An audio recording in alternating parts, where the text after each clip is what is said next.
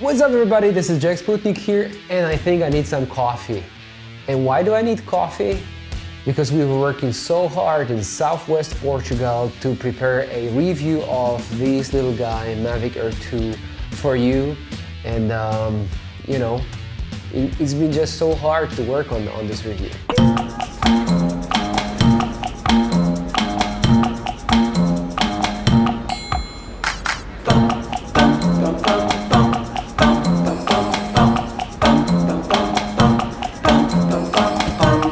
I gotta say, this is not going to be another review like I'm gonna smell the box and say, there it is. That's what you're looking at. That's the first glance at the Mavic Air. It looks great, it's gray and it's solid, it's well made, because like honestly really most of DJI's products are really well made and they are really good products, and I'm not saying it's a bad drone, though I had some thoughts on it, if it's really that one, the V drone you want, or about some issues, not issues maybe, but about some things that I was disappointed with.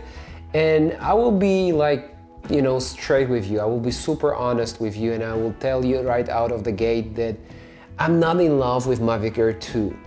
And there's so many guys out there that are just so pumped up about this drone and, you know, like how great it is, and they keep repeating the specs that it's like 60 frames per second, 4K video, that you have HDR. By the way, HDR is one of the things I love the most about this drone.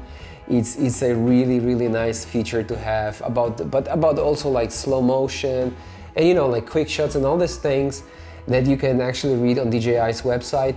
But today I want to focus really on image quality, on something that matters most to me.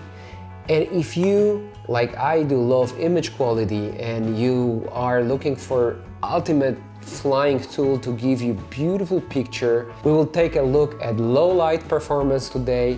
We will take a look at the look of this footage, real look of this footage. And also I will give you some examples of grading. How does a raw footage, not raw footage, but flat profile behave when graded? And I think some of the results will be quite surprising. There's more and more guys comparing image quality of DJI Mavic Air 2 with DJI Mavic Air 1. And honestly, I don't know, like I feel a little bit uncomfortable to say that. And I don't know if you take it right, but honestly, there's not that much of a difference. And once again, the features around this drone, like the flight range and the battery improvement and overall quality improvement of that drone is significant, and it's a way better drone than Mavic Air 1. But if image quality is your thing, like in my case, this drone may not necessarily be such a big step up in your photography game as advertised. So first let's focus on low light performance. And kind of disappointed for me here is that it's not that much better. It's not like that this half-inch sensor changed a lot. And both images and videos have this noise reduction filter on, and you cannot turn it off, or at least I didn't find this button to turn it off. So if you guys out there know how to turn off this noise reduction, automatic noise reduction, just let me know in the comments below. But all in all, like, take a look at the samples. So those are 48 megapixels photos, and this 48 megapixel is a little bit of a fake megapixel. All thanks to quad Bayer sensor, so it really is not real 48 megapixels, but it's a little trick to make it 48 megapixel. So basically, like 48 megapixels photos perform worse than the 12 megapixel photos, specifically when we are talking about low light conditions. And I'm not talking about crazy low light, flying in the night or something, like, I don't know, trying to do some astrophotography with it. Of course not, because everybody knows it's not made for that. But I'm talking about sunset. It's where light is still not that bad. It's not that great, as you can see in the samples. The other thing is a video is, like, as you can see, like when it goes up to anything over 800 ISO, it starts to become like a cartoon, and it's really difficult to use this footage. The same goes with HDR. HDR, this is the sample by the sunset. HDR video does have some low light performance issues too. So I'm not saying you cannot use it for photography in low light. It's really not that bad. So you can still use it. Specifically, that one of the great features and things I appreciate about that drone, that when you switch it to tripod mode, it's really very stable, and you can take some longer exposures there and have some great photography with you know, maybe some cityscapes, or like in this example I have this fortress in Zagreb. They just turn on these lights and it's a nice shot. I'm not saying it's a bad shot. You can definitely use it, but if flying in a low light or like challenging light conditions is your thing, this may not be the best choice out there, and still Mavic Pro 2 may be better choice for you. It's a rhyme, isn't it? So another thing I want to mention is flight range, battery capacity. So generally speaking, flight range on this drone is really nice. We had no issues with flight range at all. But having said that, there are frequent blackouts. Basically, you can see my screen grab from my phone, and you know, it's pretty frequent. You fly a little bit further, and in this case, I'm flying close to Cabo San Vicente, and you know, it's a good place to fly. It's an open space, no people around, not a lot of buildings around, and it still suffers from some blackouts. And I don't know, maybe let me know in the comments below if this is something I just don't know how to set up correctly. But I have dual band set up, and I was in open space. I was like, my antenna in this, you know, remote controller was you know, directed toward the drone. So I think I did pretty much everything correctly, but I still experienced this unpleasant loss of connectivity with this drone. And I have to say that I think I spent the most time in the air flying the drone with Mavic Pro 1, you know, 2 generations behind, and I didn't experience this kind of things almost at all. And it's like maybe the quality of the transmission was not that good, and it didn't have this OcuSync system, but it would maybe drop the quality of the transmission, but it wouldn't lose the transmission that easy as it happens here in Mavic Air 2. But I can understand, because like Mavic Pro is generally targeted to more professional users. Mavic Air 2 is somewhere in between Mavic Pro 2 or Mavic Pro generally and Mavic Mini, but still, you know, like as the best and the newest, I think there is some issue to be addressed here. Maybe it will be addressed with some firmware upgrade, so I wouldn't make it a big deal. The other thing, when it comes to image quality, and now it's time to compare some shots. So I want to show you shots of 4K in 60 frames per second. Then we will take a look at 4K flat profile. Then we'll take a look at slow motion and full HD, and we can compare the quality. What is the drop of quality? Oh, and HDR video. So you can take a look yourself and see one by one the videos I took, in this case in Algoa, to compare the quality. And I also took some shots in Lagos, the original Lagos, like the one in Portugal, where I want to show you like the difference between flat profile and like default profile made by DJI. And I can say one thing, good job DJI, because like the ready profile, this standard profile in this drone is pretty good, and I think colors are pretty decent, pretty close to what they really are. And I'm fine with using, basically me personally, I'm fine with using 4K 30 frames per second in HDR, in normal profile, and this brings like very nice and pleasant to look at footage out of the drone. But when it comes to a flat profile and 4K, I did some grading here, And as you can see here at this sample right now that I'm showing you right now, when I graded it in DaVinci Resolve, it's like, it's not super bad, but it's the same issue that DJI drones had for many years, that there's just not enough information there. So it's not really great for grading. You can do some grading and it will look good in YouTube because the videos are, you know, compressed, and most people will not notice if you do some nice, you know, like cuts there and some nice colors. But there is some bending in the sky, and it's pretty visible and it's pretty bad, I gotta say. So it's not a heavy grading that I did here, it's just like a little bit of contrast, a little bit of saturation, to make it a little bit closer to what you get straight from this drone when you use HDR profile. But honestly, you know, this flat profile is still not great for grading. So if you like to grade your footage, still Mavic Pro 2 is a better choice for you. I did it again. It's not my, you know, I didn't do it on purpose, you know? To recap, when it comes to image quality, my personal opinion and my conclusion is that it's still this specific DJI drone look.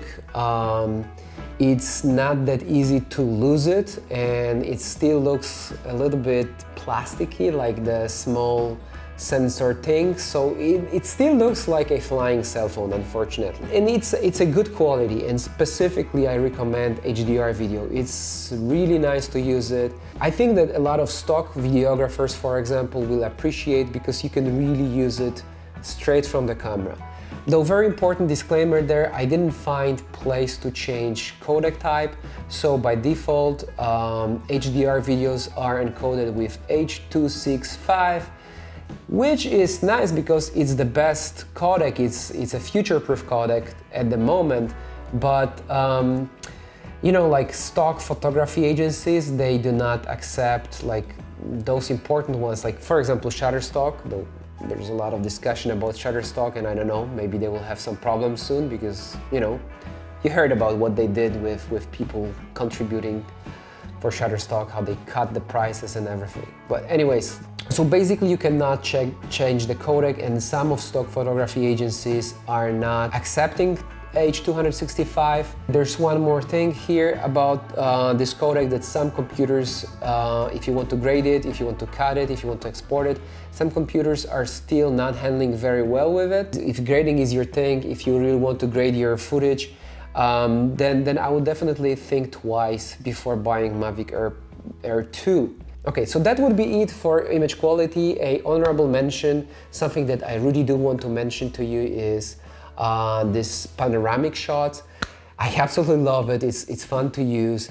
I don't know if I find a lot of use for it, but it's definitely amazing thing when this drone just take all these pictures to make like sphere, or maybe do a panorama. And my son is trying to come in. Just let him in. Oh, you need to go to toilet. Sorry guys, I'll be back. I need to take care of my son, all right? So give me, I don't know, 2 minutes, 3 minutes, or maybe more, you know how kids are, okay? I see you in a moment. And one more thing is slow motion mode. And yes, the quality is downgraded. Yes, it is cool to have it. And I even decided to do a little comparison between slow motion mode on this guy here and slow motion from iPhone 11. And just take a look at that. So, in my opinion, when you look at one footage and then on another footage, there's really not that much of a difference, which contributes to my, not theory, but my observation that this half-inch sensor didn't improve overall image quality that much as I would probably expect somewhere in my dreams. But I guess I need to wait for Mavic Pro 3 in that case. That would be it when it comes to image quality. I still think it's one of the best drones out on the market, specifically that there's really not much competition out there, seriously, and having all these features in such a small package is really cool. Would I recommend this drone to everybody, like most of guys out there do recommend this drone for every creator? I gotta say, like, I wanted to avoid that part, and like, cause I don't really know if I would recommend it to everyone. As I said, there's not much competition out there, and honestly, it is a great drone, and I had some fun time with it. Oh, and I forget to mention like these quick shots. I did some epic quick shots, you know, standing on the edge of the cliff, close to Sagres, close to Cabo San Vicente. And you know, there's a lot of things to enjoy. So if you want to just have fun with it and I don't know, do some cool sessions with your friends, or just take it on your vacation, if it's possible this year anyways. So that definitely is a great choice, and the price for that drone is really reasonable. I think it's a good price for all these options. But having said that, if like in my case, image quality is your priority and you want to do some grading of the footage from this drone, or you're expecting to get some cinematic look, which is, I'm not saying impossible to get, and I'll be doing episode on cinematic footage from Mavic Air 2 pretty soon. But if this is your priority, if you really want this cinematic look, I would definitely recommend Mavic Pro 2. This will just meet your expectations better. And though there are some flaws in this camera that Mavic Pro 2 is equipped with, like sharpness is a little bit of an issue, and dynamic range is not that much improved there, but still it leaves way more room for grading and way more room for creating like this cinematic look and losing this television look. And when I'm saying, like, you probably remember these times when this 4K and HD television, like, you know, came in and everybody was so excited about the image quality, about the realism you can get from it. And then when you try to watch some classics, some movie classic like I don't know, Bullet, for example, from the 70s with Stephen McQueen, and you try to, you know, watch it on your new television set, and instead of Stephen McQueen, you could see like Esteban McQueen, television soap opera with all these, you know, improvements turned on. You know what I'm talking about, this fake plastic image. So Mavic Air 2 still have this look, and you can lose it. You can use these ND filters, 180 degrees rule, and you can do some grading. Though, having said that, I really prefer to work with this, you know, standard profile of DJI, avoid heavy grading or pretty much any grading, maybe some, like, you know, contrast and a little bit of color shift, correction, and just leave it as it is, because it's not really going to take too much of grading. So this is something important. So this is it, guys. I hope I didn't get too negative and too boring about it, but I just wanted to share some real-life observations with real-life footage with you, and to give you, you know, like full picture of what I think this drone is. So I think it's a great drone for enthusiasts. It's a great drone for photographers. Maybe not that great drone for videographers, those guys that want to have this ultimate image quality. But anyways, probably those guys are looking at a different, you know, type of drones, like maybe Inspire series is there, and it's awesome. And there's a lot of fun flying this drone, like, you know, this active track, not truck, but active track. And slow motion, you know, you could see this, you know, following of this water jet thing, and you know, there's a lot of fun. You can play with it. And the app, a lot of guys out there complain about the app, that it doesn't give you that much of control over your drone. DJI Fly app is simplified. It doesn't give you that many options, but at the other hand, like when you are up in the air and you want to get your results quick, it can also be viewed as a benefit. So I wouldn't say that, you know, simplified app is a big problem there. And by the way, I like the design of this remote here. You can put iPhone 11 or Google Pixel or any huge phone here, no problems. And this is also like antenna for this remote controller. You have the switch between photo and video mode, where you have tripod mode, normal and sport mode. You have everything you need here, and I really do like this design. And what I like about it a lot is that the battery lasts forever. I mean, you can fly, I don't know, 8 or 9 batteries and you don't have to charge it, which is absolutely awesome. Okay, so I already am talking too much here. So guys, in my personal opinion, it's not the drone I've been waiting for. It's a very good drone, and I guess you won't regret if you buy it. But if you buy it to, step up your video photo game and you are expecting some significant improvement of image quality, you will just not get it. The image quality is really very similar to Mavic Air 1. If all these features are improved, polished, and introduced on 1-inch sensor, this would be insane. And I think that this will finally be the drone, which Mavic Air 2, in my opinion, is not. So let me guys know in comments below if I missed something out, if you have some observations about image quality specifically, because this is what this episode is mostly about.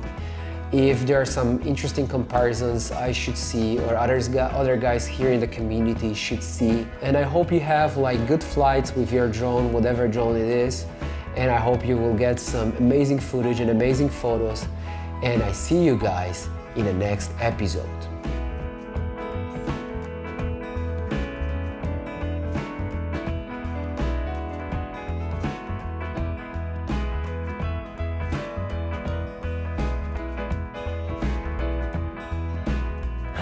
I don't know, I think I said everything, but I don't know, I have the feeling that I skipped so many parts and I didn't say about so many things I tested, but ultimately I think, yeah, we should be fine with that, Yeah.